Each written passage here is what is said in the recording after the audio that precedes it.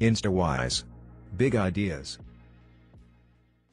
You have your parents and you have nature and culture as parents, and you shouldn't be thinking that your parents are nature and culture as well. They shouldn't have final dominion over you. It means that you're not an individual yet if that's the case. Freud said, for example, that no one could be a man unless his father had died. And Jung said, yes, but that death can take place symbolically. Okay, so there's that part of the idea. And then another part of the idea is, one of the times in your life when you actually realize that you're an individual is when you'll go and ask your parents something and you'll realize they actually don't know any more about what you should do than you do. And that sucks.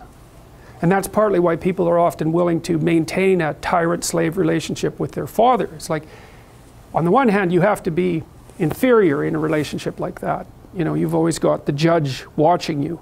But on the other hand, there's always someone who knows what to do. There's always someone standing between you and the unknown that you can go ask, what should I do? Well, at some point you'll realize that the reason you can't ask that anymore is because they actually don't know any more than you do. And then that's a pain, like that is a symbolic death. And that's also when you establish a more individual relationship with your parents. It's at that point that you could conceivably start taking care of them instead of the reverse. And that's a time that should come. But you have to let that image of perfection go. And that exposes you. Well, that's what happens here. You know, Pinocchio goes home and he wants things to be the way they were, and he wants to stay under the careful care of the benevolent father, but that's no longer possible. He's past that point, and that's why the father has disappeared. And so Geppetto has gone off to look for Pinocchio because he also needs his son, but in any case the house is abandoned. And so then we see inside the house that everything's covered with cobwebs and everything's gone, and Pinocchio and the cricket sit on the steps and they're very concerned. First of all, they wonder where he went, so they're actually concerned that he's gone, but they also don't know what to do because there's just no going home.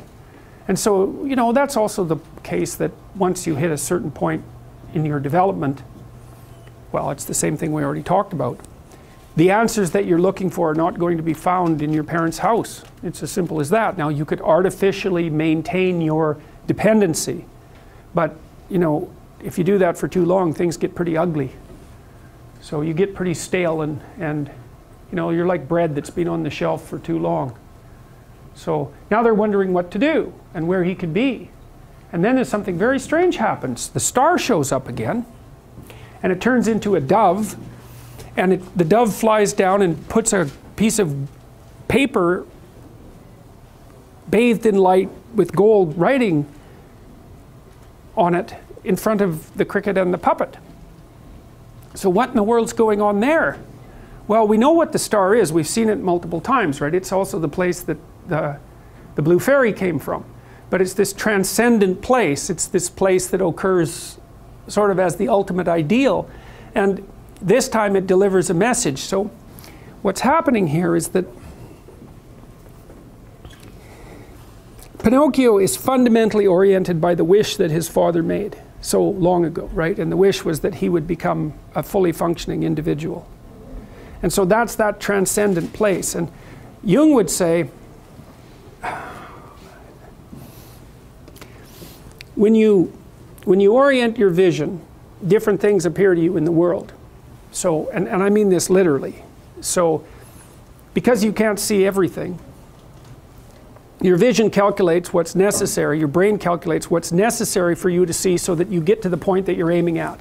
And I don't mean that metaphorically, I mean it literally. Things that aren't relevant to what you're seeking, you won't see them unless they get in your way, and they have to really block your pathway before they'll be literally visible. So you orient yourself towards something, and that makes some things visible that wouldn't be visible and makes other things invisible that you might have seen.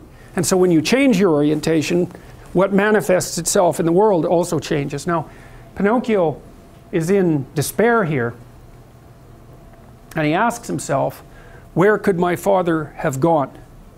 And so the question is, what exactly is he asking under those circumstances?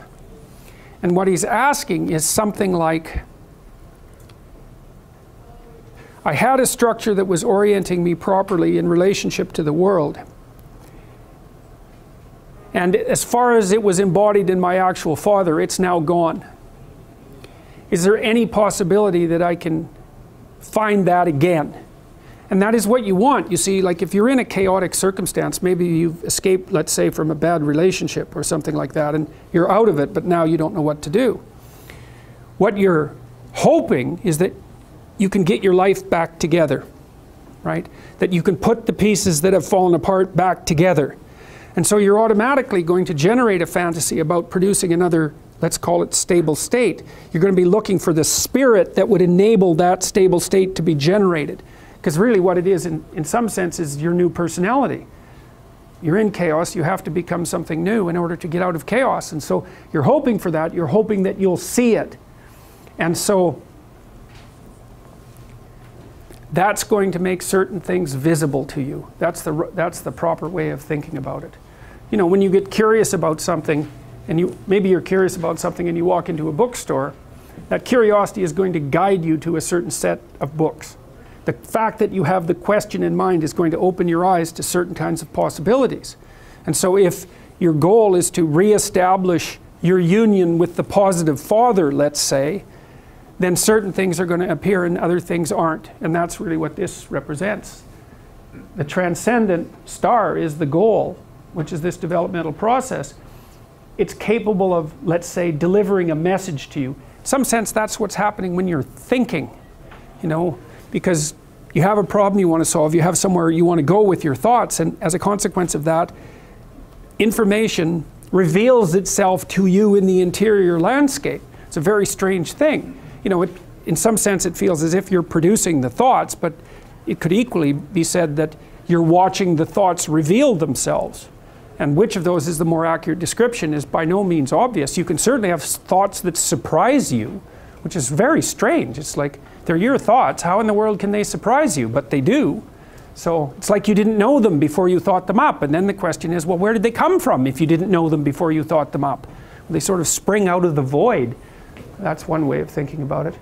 If you like this video, I recommend you to read this book. Get the book, link in the description below.